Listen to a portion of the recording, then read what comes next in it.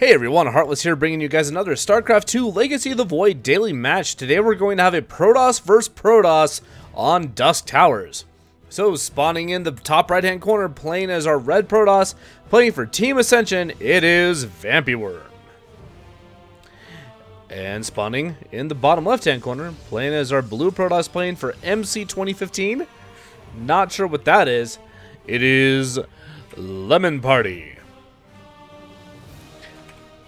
Alright, Protoss vs. Protoss. Oh boy, such a good match. I'm always a little bit... Sometimes I feel like I'm a little bit too giddy for this matchup. But hey, I love it. It's great. I actually like VampyWorm's positioning on his pylon a little bit better than Lemonparty's.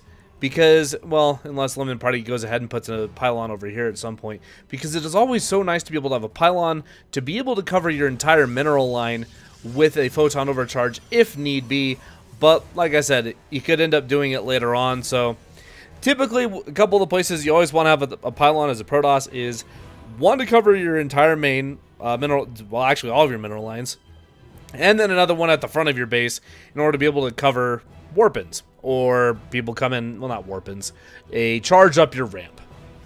Anyway, as with VampyWorm, this is interesting. He's decided to go for a 2 gateway before expansion, so going to be playing a little bit more aggressive probably than Lemonparty, who decided to go for a gateway expand. So gateway expansion for Lemonparty, obviously going to be electing to go for a little bit more of an economic game. Depending on when he takes his third, we might be gearing up to see some type of timing attack. We might end up seeing some type of quick tech up. We'll find out here in just a little bit. As for VampyWorm though, I'm curious as to see what kind of tech he's going to put out of this, especially with the double... Okay, yes, it's going to be double depths, not double stalkers. In Protoss vs. Protoss, it's kind of always a toss-up. It's a toss-up. Oh, that joke was bad. I feel bad. Okay, anyway, sometimes it's one or the other, so... It can go either way, just kind of depends on the player. But I like double depth production. Double depths are good because they're able to do a lot of annoyance, get some good scouting factors. It's pretty nice. Alright, Mothership Core is going to pop, and now he is set and ready to go. We should be finding the tech of VampyWorm here in a little bit. Looks like he's going to drop his natural base, natural expansion, and we should be seeing his form of tech here in just a moment. As for Lemonparty, it looks like he is just now getting his second gateway up. He does have his natural base going as well, but he doesn't have a whole lot to deal with this. Does he have? Yes. He has 1 and almost 2 photon overcharges in order to deal with this. So I don't think these adepts will get a whole lot done, but they should end up getting something done. Alright, the adepts are going to move in here, and it is going to be choice of Stargate as well. Okay. So the adept's going to come over here, get a couple good probe kills, and looks like they're going to go ahead and try and psionic transfer over, but the photon overcharge is baited, and so they are going to cancel that and move on over. So that's a nice baiting of the photon overcharge and negating a quarter, well actually at this point almost half of that Mothership Core's energy. And one of the adepts is going to die before psionic transfer finishes off, and this other adept is going to escape with her life, watching a friend die in battle, getting blown away by a stalker. And so, that's sad and unfortunate.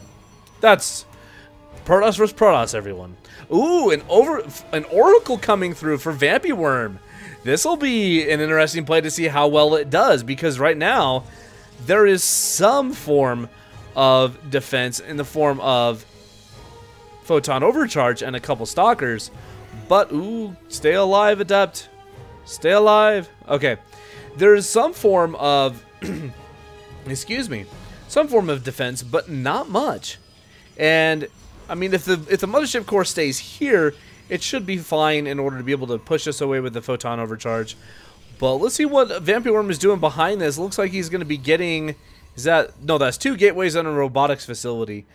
And oh no, the Mothership Core actually moved a little bit out of position, and now this Oracle is going to be able to get a good amount of kills. 2, 3, 4, 5. Yes, 5 and 6. 6 probe kills already for this Oracle, now at a mentor level. And wow, that is a nice pickup for VampyWorm. 6 probe kills for free? I'll take that any day of the week. It does put him a little bit ahead in the economic game, but also it forces Lemonparty to stay back a little bit. Now, granted, yes, he is moving his observer across the map, so he'll be able to get the scout off that he needs with that observer. But as for army forces that actually do damage, it forces Lemonparty to stay back on his side of the map, which unfortunately for this Adept means it's its ultimate death, and the Adept is going to die there. Poor unfortunate Adept. Okay. Now, VampyWorm. Behind this, getting an observer, possibly an immortal out here in just a minute. If he is going to get immortal, is a little bit low on minerals for right this second. Gonna be getting, ooh, Lemonparty getting Blink. This is nice. Blink is really good if you are planning on going mass stalkers. If you don't plan on going mass stalkers, there we go. In a PvP, don't do it. The longer, ooh, keep your Oracle alive, VampyWorm. That was close. The longer a PvP goes, unless you're going mass Blink Stalkers for a reason, Blink Stalkers actually can be a little bit detrimental, I would say, to your army composition because they die really fast because they're a lot more squishy than the other units. Especially if they're going for some reason Mass Colossus or Mass Disruptor or things that deal an absurd amount of damage. Ooh, VampyWorm getting a Dark Shrine. Cheeky, cheeky. Yeah, okay. So, Lemonparty did see the Dark Shrine. And does Lemonparty have an observer? Yes. Okay, Lemonparty has an observer outside the front. So, if he tries to walk some Dark Templars in the front door, it is not going to work. However, I'm curious as to see if VampyWorm is actually going to try going down the front door because it doesn't look like he's going to with this War Prism that just now popped. Let's take a look and see where his destination is. Not sure if we'll be able to see it just right now. That's okay, though. We'll find out in a minute. Photon Cannon going into the main base of Lemonparty, making sure not to want to die to any form of cheeky shenanigans with those Dark Templar. And getting an observer, not an observer, that's the observer. An immortal out, followed by an observer. Alright, so Blink has finished up for Lemonparty. I don't believe Vampy has even started Blink in his... No, he has not. He has not gotten any upgrades from his Twilight Council yet, and I would think that at this point you'd probably want Blink if you're going to be having that amount of stalkers. But we'll find out here in a minute if he decides to or not. Ooh, and a Templar Archives. Ooh, and the Artosis Pylon. And, oh, VampyWorm picks it up and is going to start targeting the Templar Archives. Is he going to get it? Oh, yes, he does. He gets the Templar Archives. That is a nice pickoff. Gets one Stalker's Ball and picks up and gets away, not losing a single Dark Templar. That is awesome. Oh, well, just as I said that, he loses everything. Well, that was an awesome play until the Warp Prism died. If the Warp Prism had not, in the words of one of my friends, that was almost cool. Oh man, that is unfortunate losing that Warp Prism because that was a lot of annoyance and harassment lost. That was awesome too, being able to pick off that Temple Archives and deny the production out of all four of these buildings for that amount of time. That was fantastic pickup for VampyWorm. Puts him a little bit ahead in the game. As for right now, he is still ahead in the terms of economy and a little bit ahead in terms of army supply, but not by much. And, oh, if he's not careful, he's going to lose a lot of probes here. He loses one, loses the pylon, loses the second now, and, okay, so that could have been worse. That could have been a lot worse for VampyWorm. Because the fourth base stays alive. That's actually really nice for VampyWorm, is the fact that the fourth base was not sniped by Lemonparty. I feel like Lemonparty maybe having lost out on this...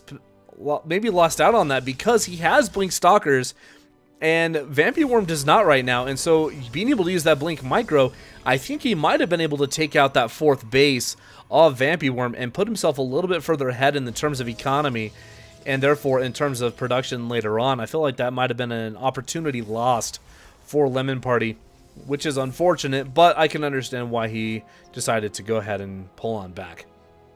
All right. Behind all of this, VampyWorm, he is now getting Blink. It looks like he's going to be going for Archon, getting a fair amount of Archons behind all of this. He's now at 5, whereas Lemonparty is only at 3. However, Lemonparty is going for Disruptor Tech a lot faster and sooner than VampyWorm, if at all. I would think at this point that VampyWorm needs to get a Robotics Bay and start getting Disruptors out, because Disruptors are so critical in a Protoss versus Protoss if you are going to be going with ground composition armies. And so he's got to be really careful, and loses the Observer. That's a nice pickoff for Lemonparty. It puts VampyWorm a little bit in the dark for positioning against the army. And so that's pretty nice for Lemonparty, but once again, choosing not to do anything about it and staying back and behind. I wonder if he's waiting for a couple Disruptors to join the fray before he goes. And it looks like where did it go? +2 about to finish up. I was going to say something I forgot. That's all right. Anyway, 5th base now coming up for VampyWorm as well. Sorry, for Lemonparty. This is not VampyWorm. And, okay, there's the Robotics Bay. The Robotics Bay is just now finishing up, and he really needs to get a bunch of Disruptors out, because Disruptors are so critical and so key in the matchup of Protoss versus Protoss. Along with, at this point, with army compositions that they're both going, is another big key indicator is the Archon count. Right now, Lemonparty's actually only at 5, and VampyWorm is now up to 8. No, 7, if I can count right. That is 7, yes. 7 Archons, and okay, there's the 8th. 8 Archons, that is a lot of tanking damage. And with the Disruptor about to pop, you know, that's going to be really nice now, being able to have that Disruption Nova. And so Lemonparty, I feel like he might have lost out on this. He's got to be very careful with how he takes this engagement, because VampyWorm is really gearing up for this. He is really ready to take this fight on, and he does have Defender's advantage, being this much closer to his base, but he also has to be careful about this 5th base he's elected to go for, because now Lemonparty sees it. He sees the 5th base, and I would think that Lemonparty's probably going to move his army around, come in and take out the 5th base over here of VampyWorm, but he also has to be so careful in order not to die to this Warp Prism that is going to be dropping. It looks like yes, it's going to be his natural base. Here in just a minute, we'll take a look and see what he decides to do with this. And there it is. I was going to say he's doing nothing for right now. And a big warping of 8 Zealots while the army comes into the 5th base, and the 5th base falls immediately with no contest. And now VampyWorm having to deal with this amount of Zealots, which are completely wrecking his mineral line. VampyWorm getting so far behind now in terms of economy. He is down now by almost 20 workers. 17 workers down because of one warp-in. That was a huge pickup for Lemonparty. But VampyWorm is going to shoot Lemonparty back onto his side of the map. But at what cost now? I mean, he's down. Well, granted, he built a lot more probes too, and that to be able to get back up, but he's still down by 12 workers. VampyWorm has to do some form of counter aggression, and he needs to do it quickly, because there's another warp-in of Zealots, which are able to pick off the Warp Prism, so that's a nice pickup. And, ooh, with a nice Blink Micro for VampyWorm. That is one of the things that makes him a great player. Both of these players are in their Masters League. And now Lemonparty has no form of aggression or harassment on this, and VampyWorm now only down by 6, so he's done a great job getting his economy back up.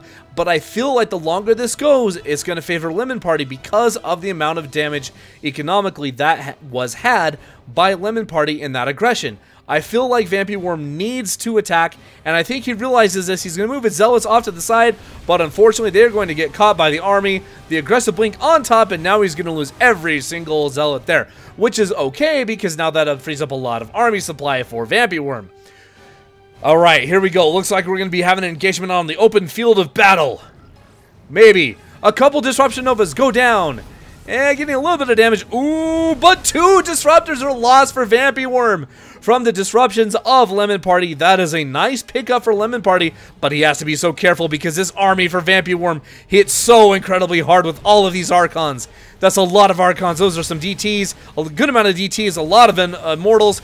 And here we go. A couple Disruption Novas go inside and get a good amount of damage done to the heavy-hitting units of Lemonparty. But the Stalkers over here for Lemonparty doing a lot of really good damage against VampyWorm's army as well.